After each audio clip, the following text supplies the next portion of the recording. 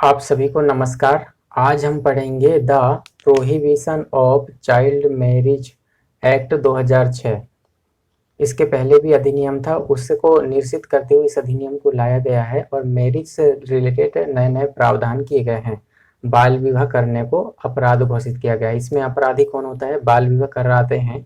तो बाल विवाह जैसे बच्चा है, बच्चे के माता पिता जो बाल विवाह कराते हैं उनको इसमें दंड दिया जाता है। क्या बच्चों को मिलता है? बच्चे अवयस्क हैं, उनकी उसमें कोई गलती नहीं होती, इसलिए उन्हें इसमें दंड नहीं दिया जाता। और महिला कोई भी हो, महिला को इस अधिनियम के अकॉर्डिंग कोई भी पनिशमेंट नहीं मिलती है।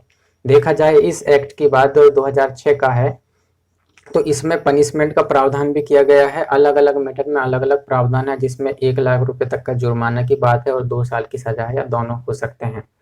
अब यहाँ पे देखते हैं कि वयस्क पुरुष है, जो पुरुष है, वहां पे उसको वयस्क पुरुष जो शादी कर रहा है उसे भी पनिशमेंट मिलता है। जो 18 साल से ज्यादा का पर्सन है, वो अगर किसी महिला से जो अवयस्क है उससे अगर शादी करता है तो उसे भी पनिशमेंट दिया जाएगा। इस एक्ट का विशेष प्रावधान ये कहता है कि नाबालिग लड़की की रक्षा करने के लिए बनाया गया है, नाबालिग को बचाने के लिए। इसलिए इस एक्ट में महिला को कोई भी हो पनिशमेंट नहीं दिया जाता, चाहे वो शामिल हो।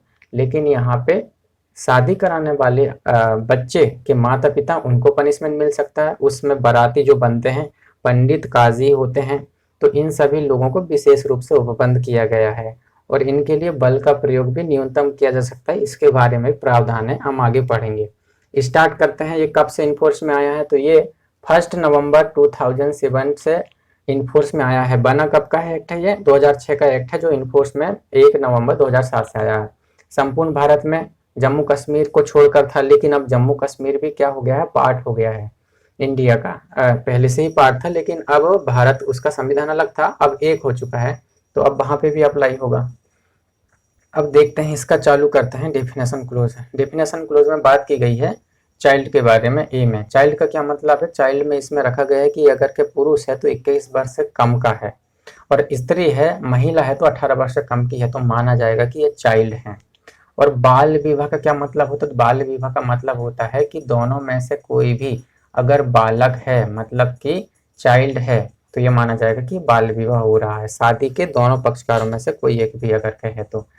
सी बोलता है कि बंधन में आने वाले पक्षकार का क्या मतलब होगा? तो बंधन में आने वाला पक्षकार का मतलब होगा जो अनुष्ठान, जिसके द्वारा अनुष्ठान किया जा रहा है या जिसके द्वारा विवाह संपन्न करवाया जा रहा है, तो उन्हें हम कहेंगे। डी में इसमें बोला गया कि बाल विवाह प्रतिशत अधिकारी कौन होंगे? तो हम 16 में पढ़ेंगे, जिसमें बोला गया। तो 16 के में जो स्टेट गवर्नमेंट अपॉइंट कर रही है और उसके बाद में जो बातें कही गई है वो सब होते हैं, और स्टेट ये अधिकारी लोक सेवक भी कहलाते हैं। सब आगे पढ़ेंगे, अभी 16 17 जब पढ़ेंगे तो। ई में बोला गया है कि डिस्ट्रिक्ट जिला जिला कोर्ट होता है, जिला न्यायालय होता है, डिस्ट्रिक्ट कोर्ट होता है। तो उसके बारे में क्या बोला गया है कि कुटुंब या नगर सिविल कौन होगा? डिस्ट्रिक्ट कोर्ट क्या होगा? तो कुटुंब, जो फैमिली कोर्ट होते हैं वो होगा, या फैमिली कोर्ट आएगा उसमें, या नगर, अगर फैमिली कोर्ट नहीं है तो नगर सिविल न्यायालय आएगा, या फिर ये भी नहीं है तो वहां पे अदर मैटर्स में क्या कहा जाएगा? जो लोकल जुरिडिक्शन, आरंभिक अधिकार रखने वाला प्रधान सिविल न्यायालय। सिविल न्यायालय क्यों? क्योंकि सिविल मैटर्स को देखेगा व्यवहारिक न्यायालय। अवयस्क का क्या मतलब है? जो वयस्कता अधिनियम में वयस्क नहीं हुआ है, वयस्कता अधिनियम के अकॉर्डिंग देखा जाएगा। तो ये हमारा सेक्शन 2 कंप्लीट होता है। सेक्शन 3 में आते हैं, तो उसमें क्या बोला गया है? जो बालक है उसके पक्ष में सुनकरनी होगा। बाल विवाह जो हुआ है, तो बालक है, बालक क्या है? अवयस्क ही हो गया, ऑब्वियसली बात है। तो वो विवाह होने पर सुनने करनी कर सकता है। सुनने करने का मतलब होता है कि एक पार्टी जो भी विवाह हुआ है उसे सुनने घोषित करवा सकती है। अधिकार के प्राधिकारी में बाद में विवाह के समय बालक। दूसरे पॉइंट में हम पढ़ेंगे कि शून्य की डिग्री को निष्प्रभाव करना है, तो उसके बारे में डिस्ट्रिक्ट कोर्ट में आप अर्जी दे सकते हैं। अर्जी के समय आप कैसे दे सकते हैं? अगर बालक अर्जी के समय अगर के वयस्क नहीं है तो संरक्षक या उसका बाद मित्र के माध्यम से दिया जा सकता है। साथ साथ बाल प्रतिषेध अधिकारी द्वारा भी इसके मामले को किया जा सकता है। अर्जी किसी भी समय, लेकिन वयस्कता प्राप्त करने के 2 साल के पूर्व करना होगा। ये बात 3 में लिखी गई है, आप डेफिनेशन क्लोज देखेंगे तो। फोर्थ में हम पढ़ते हैं कि शून्य डिग्री देते समय क्या करना होगा? अगर कोर्ट वॉइड की डिग्री दे रहा है तो उस समय क्या होगा? अगर आपने जो प्राप्त धन है, कोई चीज लिया है, उस पक्षकार से आभूषण है, अन्य चीजें हैं, तो न्यायालय बोल सकता है उस आदेश के साथ साथ सुनने की जो वॉइड करा रहा है, डिग्री दे रहा है, उसके साथ में कोर्ट क्या कर सकता है, आदेश पारित कर सकता है, उसके बराबर जो जो चीजें आपने लिया है उसके बराबर के मूल्य को आप धन लौटा दें या पेमेंट कर दें। सेक्शन आते हैं 4 में। सेक्शन 4 में बोला गया है कि महिला पक्षकार भरण पोषण कब मिलेगा महिला पक्षकार को, और निवास के बारे में व्यवस्था करना है। तो कौन महिला पक्षकार, शादी की जो पक्षकार महिला है उसके भरण पोषण करने और रहने की व्यवस्था जब तक उसका पुनर्विवाह नहीं हो जाता। तो कौन करेगा, वयस्क है पुरुष तो पुरुष करेगा, या फिर माता पिता करेंगे उसके, अगर वो वयस्क नहीं है तो। उसकी जीवन शैली क्या होगी, कैसा भरण पोषण मिलेगा, जैसे कि उस स्त्री की, महिला की जीवन शैली है, और आय के साधन भी देखेंगे वयस्क पुरुष या माता पिता के कि कैसा कमाते हैं, उसके हिसाब से डिक्लेयर किया जाएगा। और तीसरा पॉइंट बोला गया है कि ये जो किराया भरण पोषण दिया जाएगा या तो मासिक हो सकता है या एक साथ दे सकते हैं, मतलब मंथली हर महीने देना पड़ेगा, या एक ही मुश्त में आप दे सकते हैं। और फोर्थ बोल रहा है कि अर्जी महिला पक्षकार द्वारा किया जा रहा है तो वहां पे भी उसके निवास के रिलेटेड जो प्रोविजन है वो ध्यान में रखते हुए जब तक पुनर्विवाह नहीं हो जाता तो उसके लिए व्यवस्था करने का प्रावधान किया गया है। सेक्शन नंबर 5 में हम आते हैं तो वहां पे बोला गया है कि जो बालक बाल विवाह के कारण शादी हो गई उसके बाद जो बालक जन्म लेता है तो उसका भरण पोषण करने, उसको अभिरक्षा देने के बारे में प्रोविजन किए गए हैं। तो वहां पे उसे अभिरक्षा देने के लिए समुचित आदेश दिया जा सकता है न्यायालय को जो लगेगा, जिससे कि बच्चे का सुरक्षा प्रदान की जा सके। और 2 के डिस्ट्रिक्ट 2 में दिया गया दूसरे पॉइंट में सेक्शन 5 के कि डिस्ट्रिक्ट कोर्ट जो है आदेश देते समय क्या कह सकता है कि बालक के कल्याण को ध्यान में रखेगा और सर्वोत्तम हित को ध्यान में रखते हुए आदेश देगा। नेक्स्ट पॉइंट बोलता है कि निर्देश देगा और आदेश देगा कि दूसरे पक्षकार बालक तक पहुंच लाने के लिए, दूसरे जो पक्षकार होता है बालक की वहां तक पहुंचाए, तो बालक की पहुंच तक लाने के लिए पहले पक्षकार को कह सकता है कि उसे पहुंच पिलाए ताकि बच्चे का कल्याण है इसमें, इसलिए। और फोर्थ नंबर पे हम ये पढ़ रहे हैं कि किसी भी पक्ष का माता या पिता या संरक्षक द्वारा बालक के भरण पोषण के लिए समुचित सरकार आदेश दे सकती है। किसी भी पक्षकार की बात हुई है, फोर्थ में इस बात का ख्याल रखेंगे। सेक्शन नंबर 6 में आते हैं तो जो बालक जन्म लिया है वो कैसा होगा, लेजिटिमेट माना जाएगा। बाल विवाह में जो बच्चा हुआ है तो जन्मे बालक की धर्मस्था के बारे में क्या होगा, तो वो चाहे तो अधिनियम बनने के पहले या बाद की बात हो, लेजिटिमेट माना जाएगा। ये बात सेक्शन 6 में कही है। 5 में जन्मे बालक के भरण पोषण की बात थी, 6 में क्या था, जन्मे बालक की लेजिटिमेटी के बारे में थी। और सेक्शन 7 में पढ़ते हैं तो डिस्ट्रिक्ट कोर्ट की धारा 4 और 5 के बारे में बात किया गया है। सेक्शन 7 में जारी आदेश को उपांतरित करने की शक्ति होती है, इसमें किसी भी आदेश को जोड़ने, उपांतरित करने और प्रतिषेध करने की पावर यहाँ पे होती है। सेक्शन 8 पढ़ते हैं। सेक्शन 8 में बोला गया कि वह न्यायालय जिसमें अर्जी दी जाती है कि जो मामला है अर्जी देना है तो वहां पे कैसे अर्जी दी जाएगी, तो या तो वह न्यायालय जिसमें अर्जी दी जानी है, तो मतलब कि कहाँ पे अर्जी दी जाएगी, तो पहली बात जहाँ पे जिसके अगेंस्ट में मामला चल रहा है, डिफेंडेंट रह रहा है, चाइल्ड जहाँ रहता था, विवाह अनुष्ठान जहाँ शादी हुई है वहां पे, वहां का जो डिस्ट्रिक्ट कोर्ट होगा वहां पे की जा सकती है। पक्षकार अंतिम रूप से रह रहे थे वहां पे, या फिर अधिकार रखने वाला कोई स्थान है, व्यक्ति जहाँ पे रहा है तो डिस्ट्रिक्ट कोर्ट, वहां का जो डिस्ट्रिक्ट कोर्ट होगा अधिकारिता वाला वहां पे आप कर सकते हैं सेक्शन 8 के अकॉर्डिंग। सेक्शन नंबर 9 में बोला गया कि पुरुष वयस्क पुरुष को दंड, क्योंकि महिला को तो यहाँ पे दंड नहीं दिया जाता ना, चाहे कोई भी महिला हो, उसे फाइन दिया जा सकता है, फाइन का प्रोविजन है लेकिन दंड का प्रोविजन नहीं है। अब सेक्शन 9 में पढ़ते हैं कि पुरुष वयस्क को दंड मिल सकता, तो कितना मिल सकता है, पुरुष वयस्क जब ऐसा अपराध करेगा कि 18 साल से ज्यादा का है, मतलब कि, और फिर अवयस्क महिला से शादी कर रहा है तो वहां पे 2 साल की सजा कठोर होगी जो, और फाइन हो सकता है, या फिर केवल 2 साल की सजा और केवल फाइन कितना हो सकता है, यहाँ पे 1 लाख रुपीज तक का हो सकता है। तो ये हो गया सेक्शन 9। सेक्शन नंबर 10 में बोला गया है कि बाल विवाह अनुष्ठान करने के लिए जो दंड होगा वो कितना होगा। पहली बात सेक्शन 9 में ये आपको बता दूं कि एक मामला था पंजाब और हरियाणा हाई कोर्ट का, उस मामले को सुप्रीम कोर्ट ने बदला। पंजाब और हरियाणा मामले में यह हुआ था कि इसमें एक बालक 18 वर्ष से ज्यादा के व्यक्ति को पनिशमेंट दिया गया था। क्यों दिया गया था, क्योंकि उसने वयस्क महिला से शादी किया था। तो इस मामले को हटाते हुए न्यायालय ने उन्हें पनिशमेंट को देने से मना कर दिया था और उसे दोषी नहीं पाया गया था, क्योंकि उसने वयस्क महिला से शादी किया था। तो यहाँ पे क्या बात लिखी गई है, यहाँ पे केवल ये 18 साल से ज़्यादा का पुरुष जो है अवयस्क महिला से शादी करता है, तब वहाँ पे बोला गया है, प्रावधान किया गया है। सेक्शन 10 में 9 में पनिशमेंट की बात हो गई। 9 में पनिशमेंट कितना था पढ़ चुके हैं हम। सेक्शन 10 में हो गया बाल विवाह अनुष्ठान के लिए दंड क्या होगा, जो भी तैयारी करता, बाल विवाह कराता, तैयारियां करता है तो उसको संचालन करता है, उसे निर्दिष्ट करता है, अबेटमेंट कर रहा है, आगे बढ़ाने में कोशिश कर रहा है, तो यहाँ पे 2 ईयर्स प्लस फाइन जो 1 लाख रुपए तक का हो सकता है, उसका प्रोविजन किया गया है। यहाँ पे सेक्शन 11 में आते हैं तो बोला गया है कि जो अनुष्ठान शादी करवाई जा रही है उसे आगे बढ़ाया जा रहा है, आज्ञा दी जा रही है। तो वहाँ पे कौन है भार साधन, माता पिता, संरक्षक या अदर्स पर्सन हो सकते हैं, ठीक है। तो वो विधि पूर्ण और बालक भी है जो विधि पूर्ण या विधि विरुद्ध हैसियत में बालक संगठन या निकाय है, बालक संगठन है या निकाय के रूप में है, निकाय का सदस्य है कोई, तो वहां पे ये लोग अनुष्ठान कर रहे हैं, उसे आगे बढ़ा रहे हैं। तो कितना पनिशमेंट का प्रावधान किया गया है इनको लिए, 2 साल तक का प्लस फाइन, और जो 1 लाख रुपए तक का हो सकता है। क्या स्त्री को पनिशमेंट दी जाएगी, तो नहीं दी जाएगी स्त्री को पनिशमेंट। आगे पढ़ते हैं सब सेक्शन 11 के सब सेक्शन 2 में कि प्रिजम्पशन की जाएगी बार साधन व्यक्ति उपेक्षा पूर्ण कार्य कर रहा है और असफल रहा है, जो भी ये जितने माता पिता संरक्षक है इनके बारे में प्रिजम्पशन की जाएगी कि आपका बालक है और आप उसकी शादी कर रहे हैं तो आप पनिशेबल हैं, और मतलब कि और प्रिजम्पशन की जाएगी कोर्ट के द्वारा जब तक विरुद्ध साबित नहीं कर दिया जाता।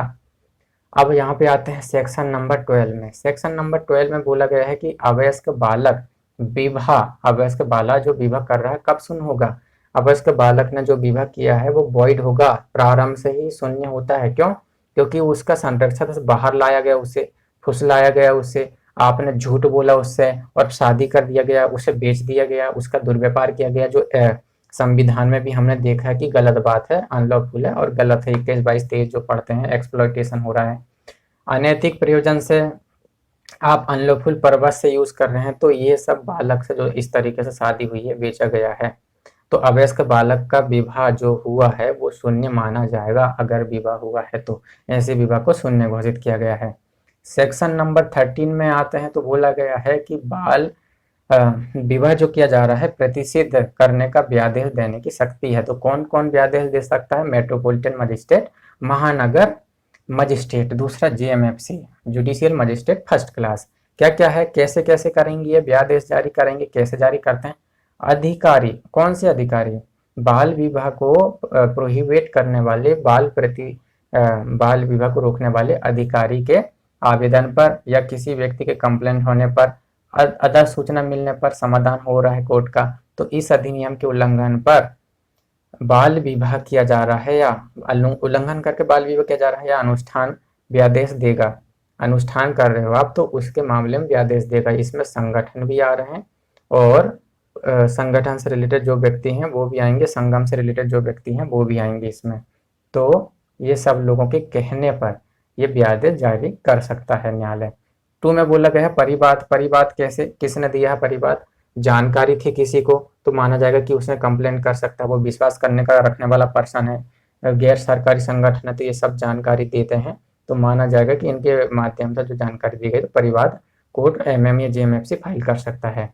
तीसरे पॉइंट में बोला गया है कि जेएमएफसी या एमएम जो है विश्वसनीय या रिपोर्ट या सूचना पर स्वप्रेरणा से संज्ञान ले सकता है। थर्ड पॉइंट में स्वप्रेरणा वाली बात, खुद संज्ञान ले सकता है, कहाँ से, विश्वसनीय सूचना मिली है, रिपोर्ट मिली है। तो 4th नंबर में अक्षय तृतीया में शादियां होती है, अक्षय तृतीया में शादियों का प्रावधान है, कई सारे बच्चियों की ऐसी शादी करवा दी जाती है, तो यहाँ पे भी बाल प्रतिशत अधिकारी जो भी होते हैं उनको रोकने के लिए प्रयत्न करते हैं और उसके बारे में प्रावधान किया गया कि अक्षय तृतीया में सबसे ज्यादा शादी होती है, तो वहां पे भी उस बात को ख्याल रखेंगे और उसे रोकने का प्रयास किया जाएगा।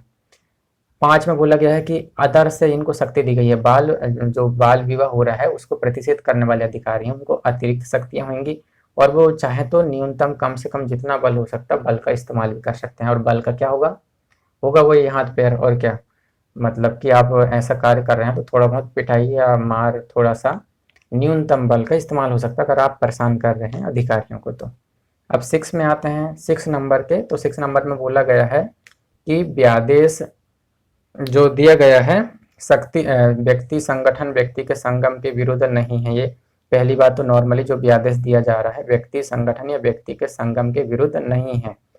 तब तक नहीं है, कब तक नहीं है, जब तक कि पर्याप्त हेतु की इन्हें दर्शित करने का आपने नोटिस में दे दिया गया हो। उन्हें नोटिस देंगे और बोलेंगे कि आप क्यों ना आपके अगेंस्ट में इंजंक्शन ला दिया जाए। इंजंक्शन भी एक आदेश होता है, व्यादेश भी एक आदेश होता है, तो क्यों ना लाया जाए। उन्हें बोला जाएगा, नोटिस देंगे, उसके बाद में संगम या किसी के विरुद्ध में भी कर दिया जाएगा जो इस धारा का है।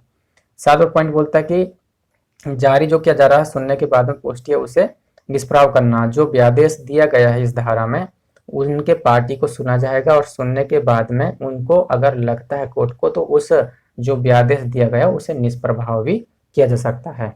8 नंबर में बोलते हैं कि व्यादेश विखंडित भी किया जा सकता है और उसे परिवर्तन भी किया जा सकता है। कैसे कैसे होगा? या तो खुद स्वप्रेरणा से कोई व्यक्ति बोल रहा है, या स्वप्रेरणा से न्यायालय कर सकता है, या व्यथित व्यक्ति के आवेदन करने पर इसे खंडित भी किया जा सकता है।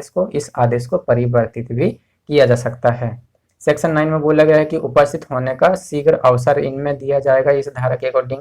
और वहां पे क्या होगा, खुद आवेदक आवेदन करने वाला उसमें उपस्थित होगा या फिर अधिवक्ता के माध्यम से होगा। और अगर के कारण बता रहा है सारी बातें सुनने के बाद में उसे पूर्णतः या भागतः जो व्यादेश दिया गया है उसे नामंजूर करने का प्रावधान है। सेक्शन 10 में बोला गया है कि अगर आदेश की अवज्ञा आप करते हैं, अगर आदेश की अवज्ञा करने में क्या प्रावधान होगा, 13 का 10 पॉइंट बोलता है कि आदेश अगर अवज्ञा करते तो कितना होगा, 2 ईयर्स या फाइन और बोथ दोनों में से। इसमें स्त्री को सजा दी जाती है क्या? स्त्री को सजा का कोई प्रावधान नहीं है, शुरू से हम पढ़ते आ रहे हैं। यहाँ पे भी स्त्री को सजा सेक्शन 11 में नहीं दी गई थी। अब आते हैं 13 के बाद में सेक्शन 14। अगर उल्लंघन होगा तो क्या होगा, बाल विवाह शून्य हो जाएगा। जो विवाह हुआ है उसे शून्य कर दिया जाएगा, चाहे 13 में कोई भी आदेश अंतरिम था या अंतिम था। अंतरिम मतलब कि अंतिम के पहले जो आदेश देते हैं वो दिया गया था, फिर भी उसको उल्लंघन करे हैं तो बाल विवाह जो हुआ है वो वॉइड हो जाएगा। एब इनिशियो वॉइड मतलब जिस दिन शादी करे उसी दिन से शून्य होगा, फिर जो फायदा मिलता वो भी नहीं मिल पाएगा आपको। ऐसा जो बाल विवाह किया गया है तो ऐसा अपराध क्या होता है, ये कॉग्निजेंस ऑफेंस है और इसमें नॉन वेलेबल ऑफेंस है, संज्ञेय अपराध है और अजमानती अपराध माना गया है। सेक्शन नंबर 16 हम पढ़ते हैं तो बाल विवाह प्रतिषेध अधिकारी क्या होते हैं। तो बाल विवाह प्रतिषेध अधिकारी को राज्य सरकार नियुक्त करती है। सेक्शन 16 में लिखा है, सेक्शन 16 हम पढ़ेंगे। बाल विवाह प्रतिषेध अधिकारी के बारे में राज्य सरकार इन्हें नियुक्त करती है। इनकी राज्य सरकार इनको मदद करने के लिए कुछ लोगों को बाध्य भी कर सकती है, कुछ संगठनों को बोल सकती है कि इनकी मदद करें, और जहां जहां बाल विवाह हो रहा है उन्हें रोकने के लिए सारे प्रयत्न करते हैं। पूरा प्रोविजन दिया गया है, काफी बड़ी सेक्शन है और पूरा प्रोविजन उससे रिलेटेड ही है बाल विवाह अधिकारियों के बारे में। ये जो अधिकारी हमने देखा है नियुक्त होते हैं, काम करते हैं, तो इन्हें आईपीसी की धारा 21 के अकॉर्डिंग इनको भी लोक सेवक माना गया है। इस बात का ख्याल रखेंगे, आईपीसी के सेक्शन 21 में जो लोक सेवक हैं तो ये अधिकारी जो शादी विवाह को रोकते हैं वो अधिकारी भी आईपीसी के अकॉर्डिंग लोक सेवक माने जाएंगे। सेक्शन नंबर 18 में आते हैं, संरक्षण की बात है। इन्हें अगर कोई भी प्रोसीडिंग बाल प्रतिशत अधिकारी चाइल्ड मैरिज प्रोहिबिटेड कर रहे हैं वो, तो वहां पे अगर कोई लॉ उसके अकॉर्डिंग काम कर रहे हैं, कुछ गड़बड़ी हो जाती है तो उनके अगेंस्ट ना तो कोई सूट फाइल किया जाएगा ना कोई लीगल प्रोसीडिंग की जाएगी, उन्हें प्रोटेक्शन दी गई है। तो प्रोटेक्शन की बात सेक्शन नंबर 18 में दी गई है। सेक्शन नंबर 19 में नियम बनाने की राज्य सरकार की शक्ति है। अब नियम कैसे बनाएंगे, राजपत्र में अधिसूचना द्वारा नियम बना सकती है, राजपत्र में अधिसूचना द्वारा नियम बना सकती है। और दूसरा, जब नियम बनेगा तो राज्य विधानमंडल में इनको रखना होगा और वहां पे मामले को देखा जाएगा। लास्ट आता है, इतना ही इम्पोर्टेंट था, इतना ही पूरा इम्पोर्टेंट है सारे बाल विवाह प्रतिषेध अधिनियम में। लास्ट में यही बताया गया कि हिंदू विवाह अधिनियम 1955 के बारे में, कि उसकी जो सेक्शन है 18 है ना, तो सेक्शन इस अधिनियम की 5 में शर्त का उल्लंघन करते हैं तो वहां पे कितना पनिशमेंट होगा। 1955 की सेक्शन 18 है उसमें पनिशमेंट के बारे में प्रावधान किया गया जो कितना 2 ईयर्स और फाइन और बोध का प्रोविजन है। और सबसे लास्ट वाली जो सेक्शन है वो रिपील्ड है। अब हम सेक्शन 16 को थोड़ा सा पढ़ लेते हैं। सेक्शन 16 को एक मिनट थोड़ा सा देख लेते हैं।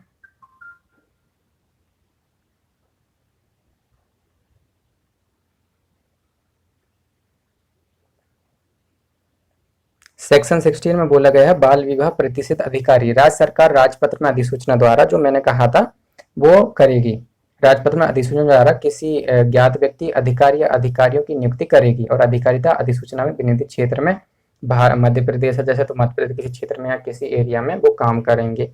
क्या काम करेंगे? यही रोकने का काम। और इनको मदद करने के लिए राज्य सरकार समाज सेवा में विख्यात स्थानीय सम्मानीय सदस्य को ग्राम पंचायत, नगर पालिका के किसी अधिकारी को, सरकार के अथवा पब्लिक सेक्टर का उपक्रम का अधिकारी है उसको, गैर सरकारी संगठन है, इन सभी को अनुरोध करेगी। और कैसा अनुरोध होगा? ये बाध्य होंगे, इस अनुरोध को उनको पूरा करना पड़ेगा। 16 में हमने ये पढ़ा। 16 का 3 में बोला गया है कि बाल विवाह प्रतिशत अधिकारी का यह कर्तव्य होगा कि वह बाल विवाह के अनुष्ठान का ऐसा कोई कार्रवाई करे जो उचित हो। रोकने के लिए, उसे रोकने के लिए कार्रवाई कर सकते हैं। बी में बोला गया कि इस अधिनियम के उपबंधों का उल्लंघन करने वाले व्यक्ति पर प्रभावी अभियोजन के लिए साक्ष्य संग्रह करे। मतलब कि जो शादी करवा रहा उनके अगेंस्ट में एविडेंस को इकट्ठा करने का ये काम करेंगे अधिकारी।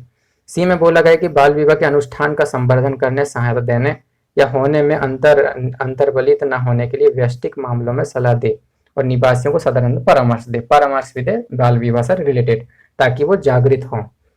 डी में बोला गया कि बाल विवाह में बुराई है, बाल विवाह गलत चीज है, उससे नुकसान होता है। जो बच्चे होते हैं ठीक से रह नहीं पाते हैं, कमा नहीं पाते हैं, और जो महिला होती है उसके जीवन भी चले जाता है। क्यों? मृत्यु के बाद में अगर कोई समस्या हो जाती है, कम उम्र में विवाह हुआ है, कई बार गर्भवती होने के पश्चात में डेथ भी कर जाती हैं। तो ये सारी बातों को जागृत करने का इन अधिकारियों का भी कर्तव्य होता है।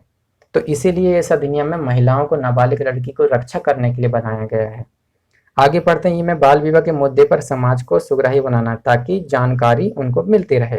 नेक्स्ट पॉइंट में है कि नियत काल विवरण और आंकड़े दे जो राज्य सरकार निर्देश करे। ये अधिकारी क्या करेंगे? सारे आंकड़े देंगे इससे रिलेटेड। अन्य काम करेंगे जो राज्य सरकार इन्हें बोलेगी। तो ये सारी बात 16 में बोली गई है।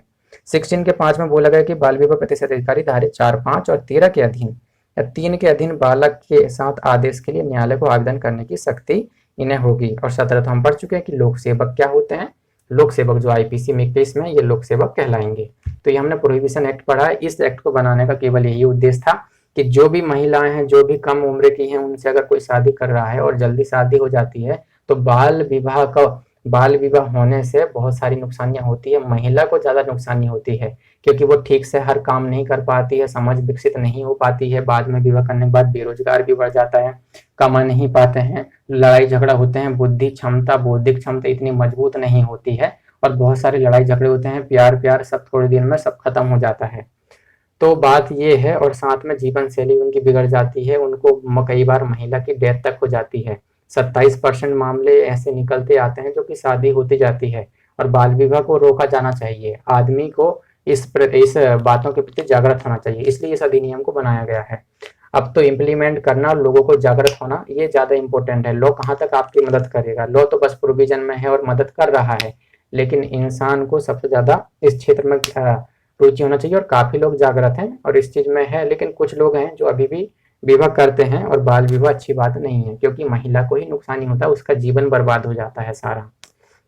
तो आज हमने एक्ट पढ़ा है। टोटल कितनी सेक्शन है? 21 सेक्शंस हैं। तो 21 सेक्शन का ये चैप्टर है, सबसे इंपॉर्टेंट है। केवल ये इसलिए बनाया गया ताकि नाबालिग लड़की है, महिला की सुरक्षा की जा सके।